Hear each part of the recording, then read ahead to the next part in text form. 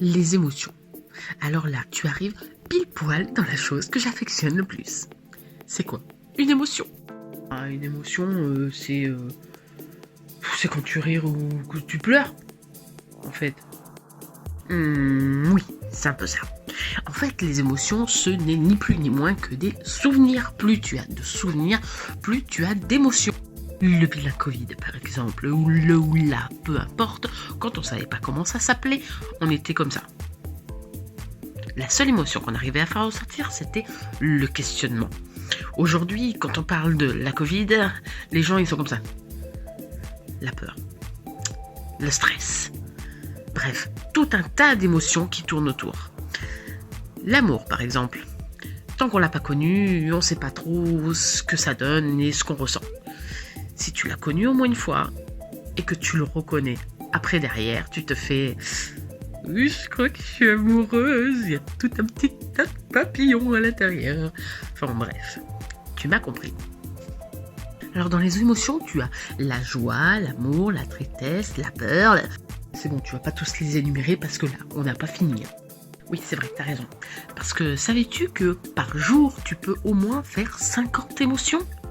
C'est énorme. Oui, mais là, tu nous parles d'émotions, mais tout à l'heure, tu nous as écrit émotions internes. C'est quoi la différence entre les émotions et les émotions internes? Les émotions internes, c'est ceux que tu ne montres pas.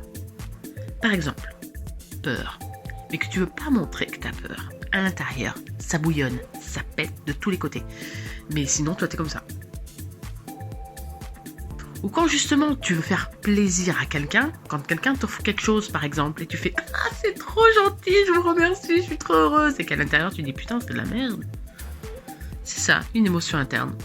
Ah d'accord. Et en fait, quand je dis que j'ai confiance en moi, mais que en fait, au fond de moi, je déteste mon reflet dans le miroir, c'est une émotion interne?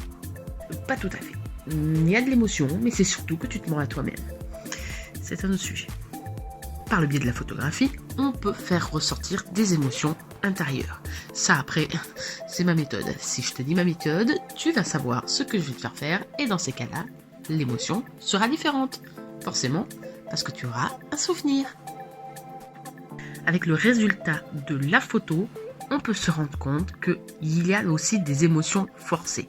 On va se mettre à rire très très fort pour faire plaisir à quelqu'un d'autre en face. Intérieurement, on rit pas du tout. Par le biais de la photo, on peut arriver à voir réellement ce qu'on est à l'intérieur. C'est pas évident. Non, j'ai jamais dit que c'était évident, mais par contre, ça peut se gérer. Le fait est qu'il faut écouter vos émotions. C'est très important d'écouter ces émotions intérieures pour pouvoir les ressortir à l'extérieur. Si on n'a pas les mêmes, c'est qu'il y a un trop grand décalage.